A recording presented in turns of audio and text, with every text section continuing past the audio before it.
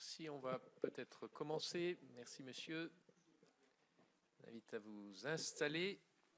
Et les conclusions de ces travaux sont d'une grande sévérité et d'une certaine manière implacable, à rebours des éléments avancés devant notre commission par la présidente directrice du Louvre. Elle pointe la défaillance générale du musée comme de sa tutelle dans la prise en compte des enjeux de sûreté.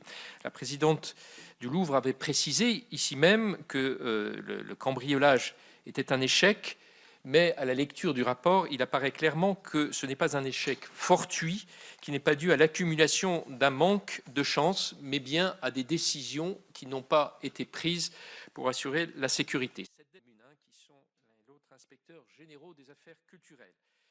Nous accueillons également M. Pascal Migneret, qui est en raison notamment d'une perte de mémoire, c'est le terme que vous utilisez, résultant de la structuration de ces services ainsi que des conditions de la passation entre les équipes dirigeantes en 2021, le musée ne s'est cependant pas saisi de ces conclusions, rétrospectivement accablantes pour l'établissement au regard du cambriolage survenu début octobre. Alors qu'une poignée de secondes seulement, je crois que vous chiffrez même à 30 secondes, alors qu'une poignée de secondes seulement a séparé la fuite des cambrioleurs de l'arrivée des forces de l'ordre, il est vertigineux d'imaginer que la mise en œuvre de quelques-unes seulement de ces recommandations aurait suffi à mettre les voleurs en échec.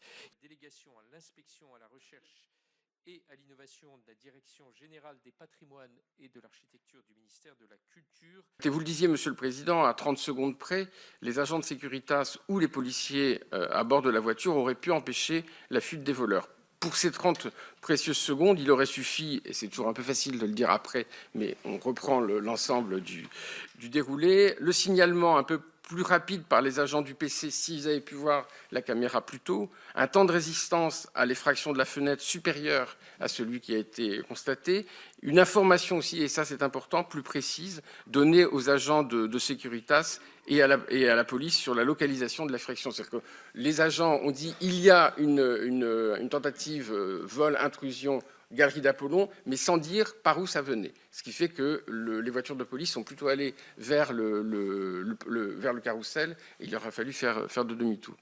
Plus largement, on a une absence de coordination, une insuffisance de coordination, parce que le terme absence est trop fort, et de transmission des informations au sein d'établissements du Louvre lui-même, à l'occasion de l'augmentation de la tarification pour les personnes non résidentes, qui va engager une augmentation de plusieurs millions.